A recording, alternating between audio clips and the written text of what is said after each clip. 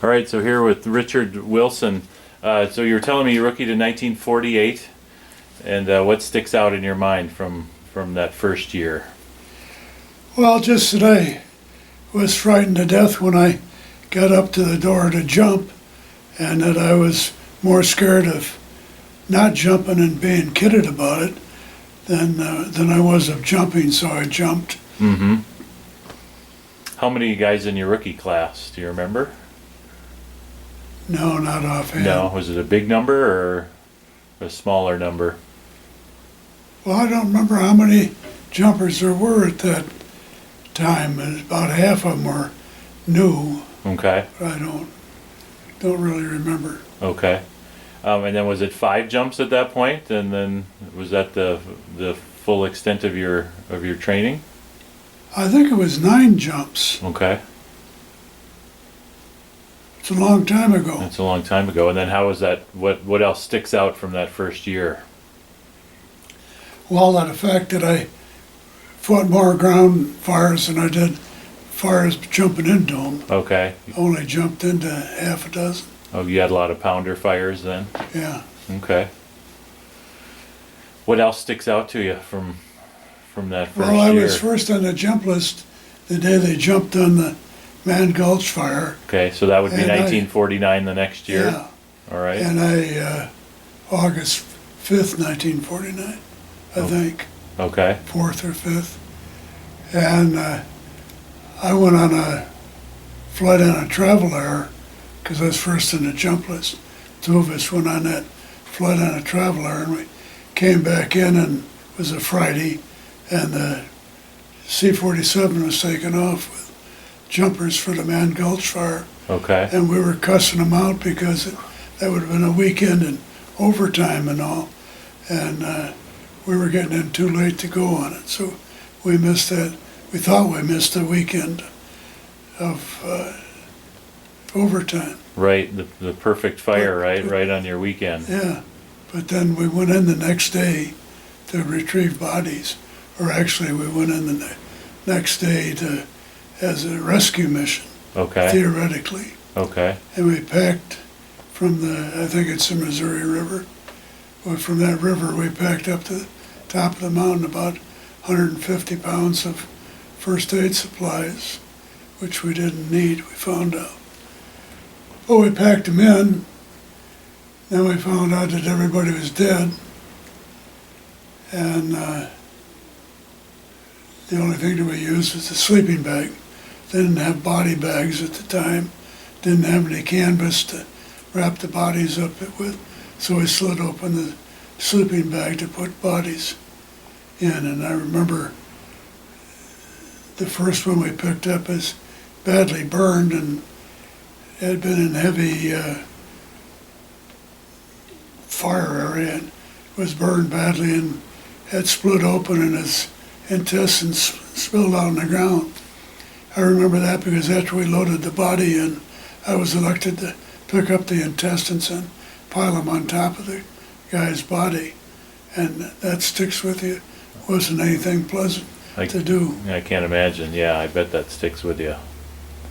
Yeah. And so you jumped in, or you came in from the bottom from a We boat walked then? in. You walked in, okay. We flew in a Ford to, what was it, Helena, and then the crew boss called into the hospital because Bill Hellman and somebody else was in the hospital. But we found out they'd died during the night.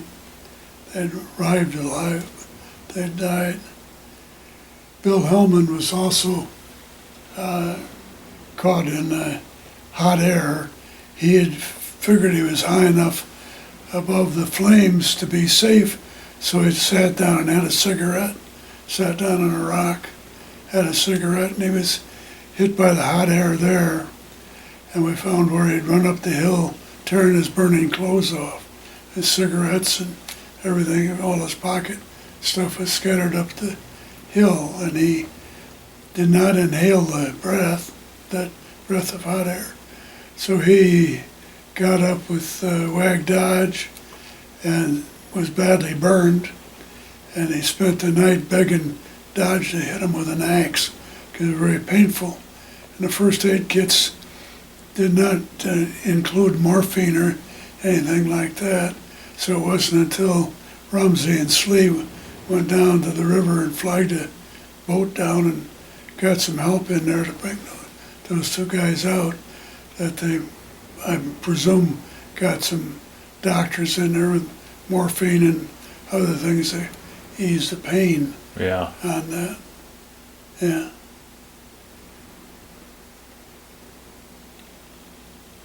What else? So how many guys came in the next day then with you? I don't know, somewhere on here's a photograph of all of them.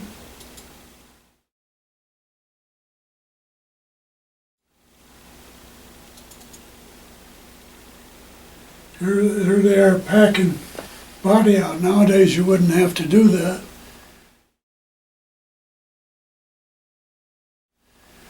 Because the helicopters can hover and pick the stretcher straight up. But in those days, the helicopter wasn't skookum enough to do that. They could only hover in a ground effect. Mm-hmm. And so we had to pack the bodies up. You notice the shoulder straps on there, they bore a lot of the weight on the shoulders. Extendable handles on it's a Stoke stretcher. And they'd have two guys packing it, and the guy on the down and wind side needed to get out after he couldn't hold his breath any longer because it burned bodies stink. Yeah. They're terrible. Make you throw up. And so that picture ended up in Young Men and Fire. How did that transpire? And you're credited then for the photograph in McLean's book.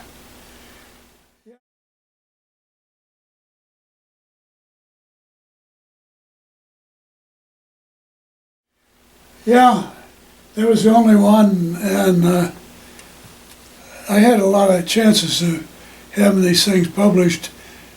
Time or Look magazine developed the film and wanted to print them, but they were interested in bodies. And I didn't think it was good for the families to just have those body pictures published. Mm-hmm. So I withdrew my authorization to publish. Okay.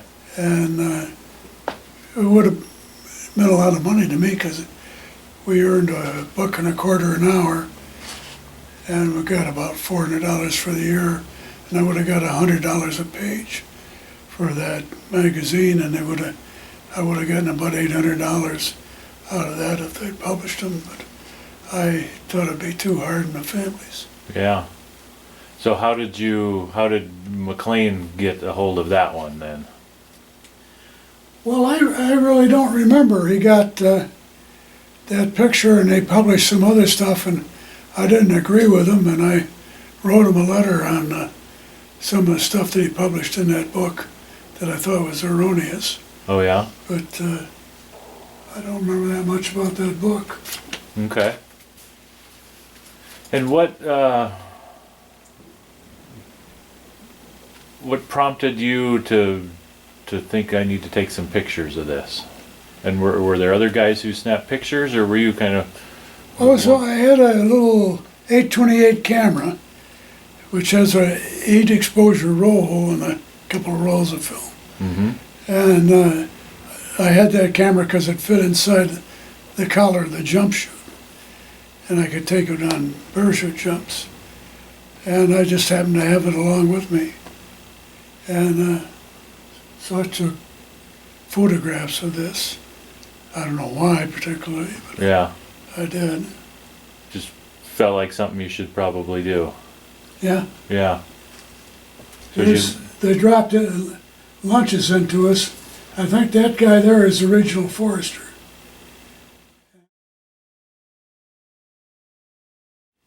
Of course, when you have a tragedy like this, the top dogs get involved in it.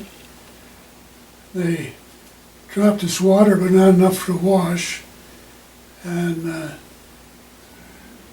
they dropped good lunches. But you'll see in another photograph here, I don't know whether I can find it, there's a plane tri-motor dropping them.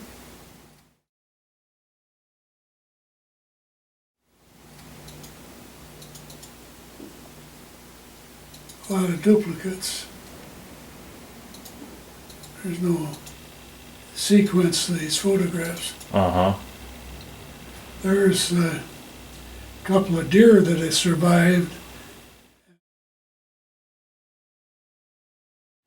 And they weren't afraid of us, so I guess they were in shock, I don't know.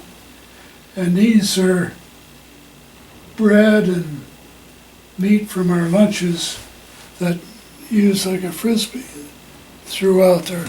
You bring your hands close to your face, you'd smell that dead meat, and turn your stomach, couldn't stand to eat, so it just flicked the cheese and meat and bread out there. Okay.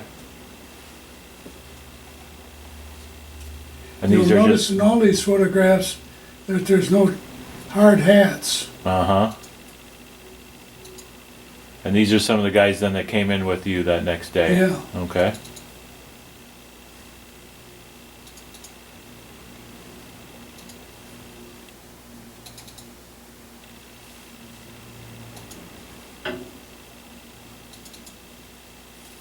And how about this picture? What's that? I mean, obviously it's a plane wing and... Looks like a Decent sized fire. C-47 wing, Yeah. which is not the plane that we were flying in. There's still smoke coming up. That's where the crew is finished and is heading back down to the Missouri River. There's 1, 2, 3, 4, 5, 6, 7, 8, 9 in that picture, plus me, at Okay. least 10.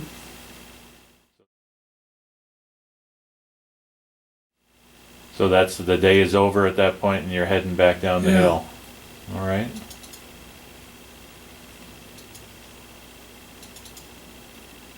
There's the helicopter.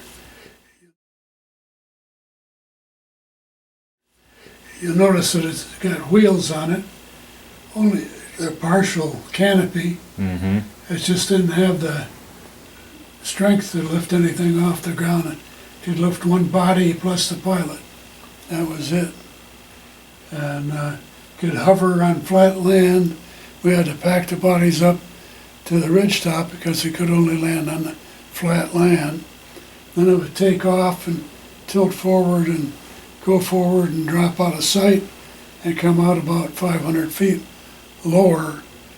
And that apparently gathered flying speed Yeah. by that time. And that was Jack Hughes, apparently, was the name of the pilot. An article came out about his trips into Mann Gulch that day, about a month or so ago in the Billings Gazette.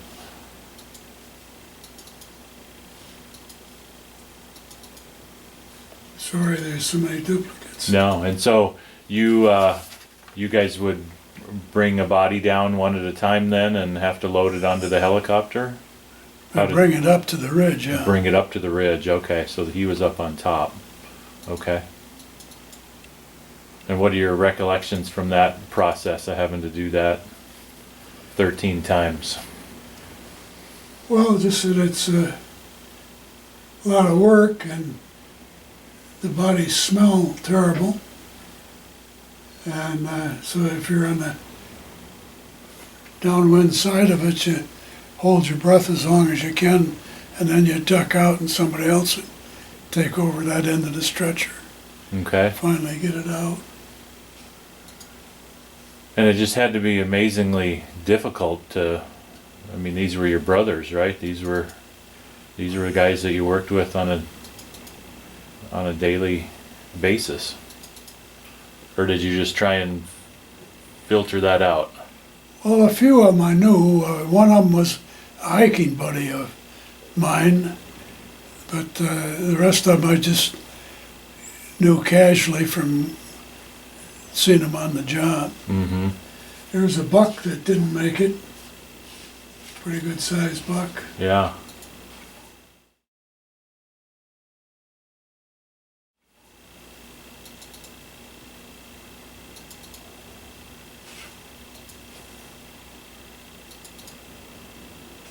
There's Phil McVeigh again.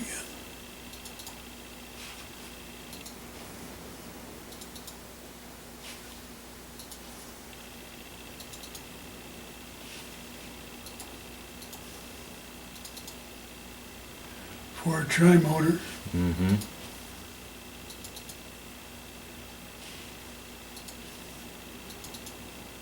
Traveler.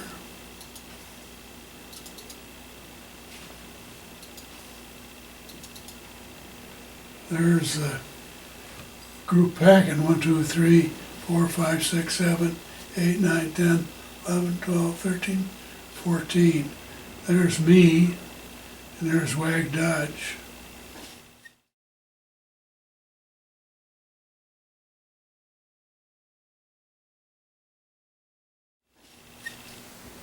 Wag Dodge was another casualty of that fire. He died at age 35 of stomach cancer, as I recall. Mm-hmm. And I think that even though he did everything that he could possibly do to save those guys, he had to feel guilty about having lost his crew. And I suspect he worried about it and all, and that's something that helps cause cancer. Yeah. And Notice no hard hats in that film either. no. Did Rumsey or Salee, or did they help then the next day as well, or had they kind of? Well, they went down to get help, Okay, so right. they were out. Never met them. Okay. There's the barracks we had as a civilian conservation corps barracks that was left over. That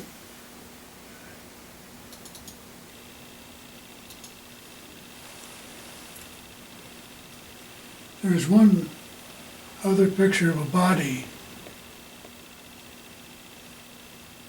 The last body that we had or found, we walked by several times, and then we caught a whiff of it and found somebody that was probably 160 or 70 pounds, and it burned down to about 50 pounds of overcooked meat. And we didn't have any idea why, because there's no heavy fuel around there. He was just laying in a kind of an open area with nothing but grass around him and a couple of trees, but they weren't burned.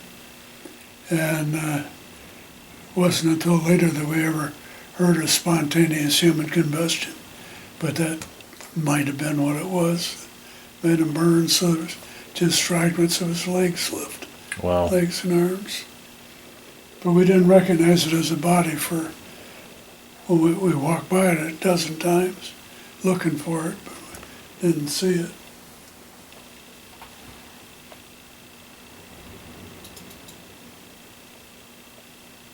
I don't know whether I can show you.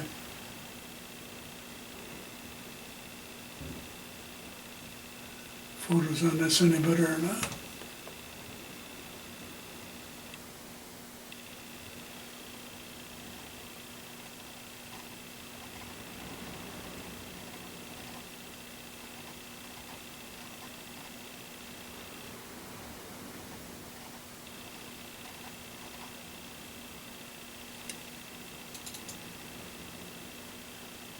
That's the tri-motor dropping.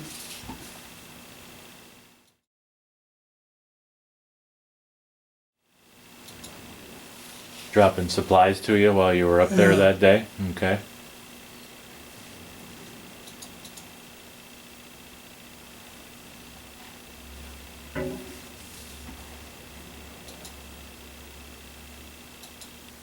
It's a great picture.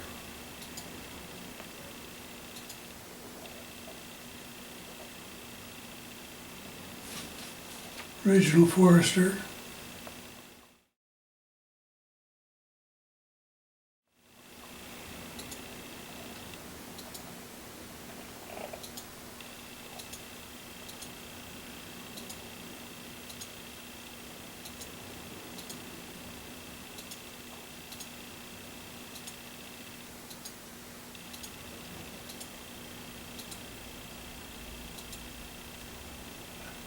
Well, you're not interested in that. That's my wife.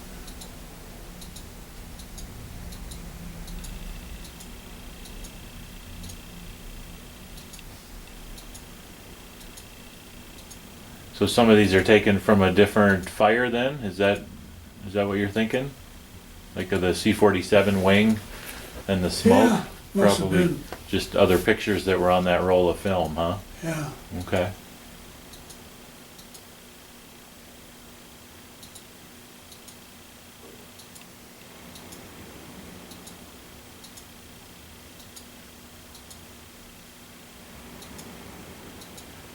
A lot of duplicates.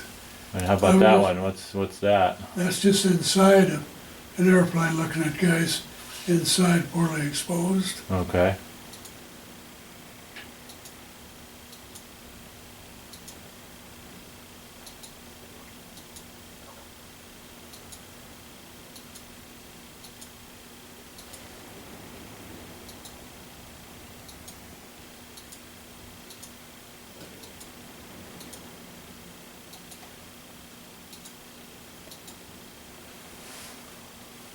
Well, it's some total of the photos, I guess. Yeah.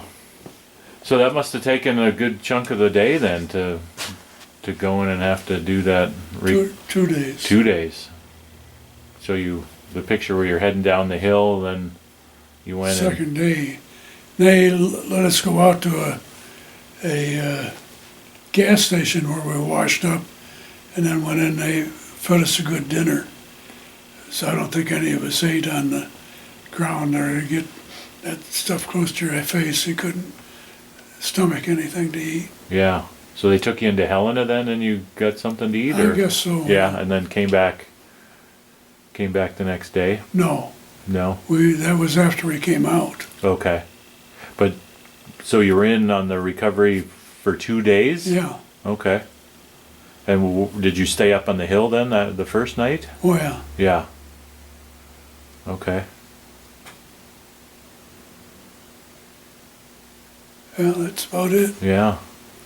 What else? I mean, that just had to be really difficult to deal with. Well, it's something that you always remember, and it's something that affected my firefighting career. I was on a lot of fires after that, several hundred of them, as a matter of fact. And I was always cognizant of the people dying on fires, so that when I was in Southern California, they wanted to make me a fire boss too, or something like that, and I didn't want to have that responsibility. So I was a cooperator coordinator and a logistics coordinator. And my main job was to go out with state fire people and county fire people, and we'd look at subdivisions, and we'd figure out whether we wanted to put a crew in or not. Okay. And if I couldn't see a safety zone and a escape route, we didn't put a crew in. I'd burn homes up far easier than I burned people up. Yeah. But we, on the average, lost one person every other year on fires down there. And when I was there, we didn't lose anybody. But we lost a lot of homes. Yeah. And when they were subdividing, had subdivisions for approval, they'd have them at the top of gulches that were full of brush, and they'd build a road across the bottom and with a cul-de-sac at the end of it. And they'd tell everybody that was a fire line, fire break. But with 20 feet of pavement and then a little setback and then the house, that 1100 degree temperature air hitting the windows would break the windows and it'd burn the house down. Wasn't any question on that. And we'd testify that we weren't going to put any firefighters into that cul-de-sac in there because it'd be a death trap. Yeah. But the committee that was approving a subdivision was made up of developers and subdividers, and they would always approve their buddy's Right. subdivision, Right. so that when we got there to those places, we'd let them burn. Still happens today down there. I would hope so. Yeah. Better than putting a crew in there and then Absolutely. go to pick the bodies up. Yeah. Absolutely. First priority is save human life. Second priority is the buildings and that sort of thing. Yeah. And the lowest priority is really the natural resources. Yeah. So I just want to make sure that I'm clear and tracking you. So on that day, on August 5th, there had been a fire call that came in, and so you went out in the travel air then? Is that what happened? Yeah. Okay. And only a few of the guys on the load jumped? Or you ended up... Well, we didn't jump at all. You didn't jump at all? And we came back and landed at Missoula Airport when the C-47 was taken off. Okay. And we were cussing them out because we couldn't go. Yeah. It was too windy on the fire that you flew, or just... No, we never found it. Never found it. Okay. It's reported by a lookout, but we didn't find any fire. Otherwise, you would have been on the C-47 load. Yeah. Yeah. Is that something you ever spent much time just thinking about this simple twist of fate or whatever it is, or you just say, you know what, that is what it is, and I got to move on. That's the way it is. That's the way it was. Thank goodness. Yeah. Yeah, because I know your daughter joked that if that hadn't happened, she wouldn't have been around because you wouldn't have been around. That's right. Yeah. So it's just not something that you really spend a whole lot of time thinking about? Is that fair? Or Try not to think about it, but Yeah. you remember it, and it sticks with you when you're on a fire. And I was on enough fires, hot fires, that I thought about it quite a little bit there. Yeah. How long was your fire career then? What did Well, I your... spent 15 years in California, and I was on a lot of fires in there. Okay. I was in fires in Oregon and Idaho, Montana as well, and in Arizona, all around, even in Alaska. Mm-hmm. But mainly in California, they had a lot of fires.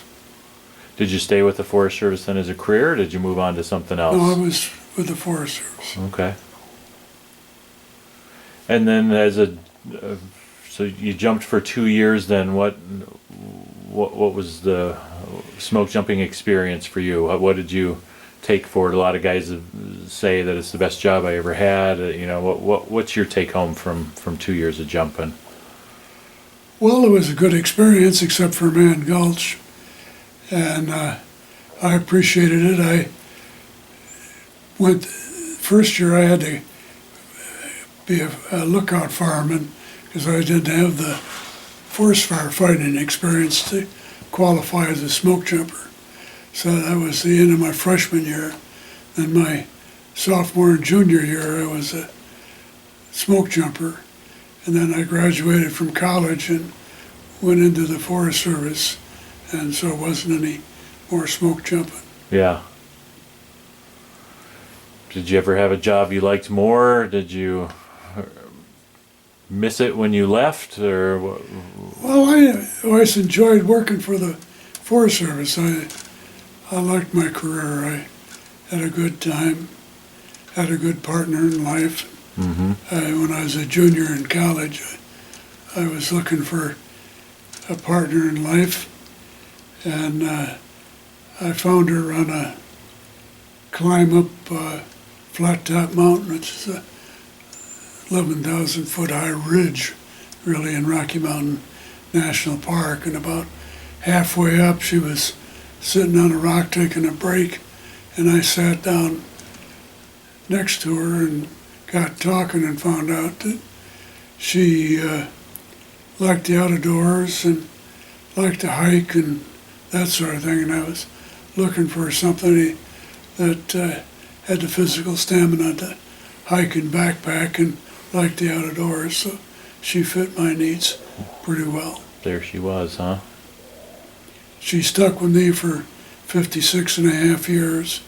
Then she took advantage of that opt-out clause in the marriage vows. Until death do us part, she copped out at that time. I'm sorry to hear that. Yeah.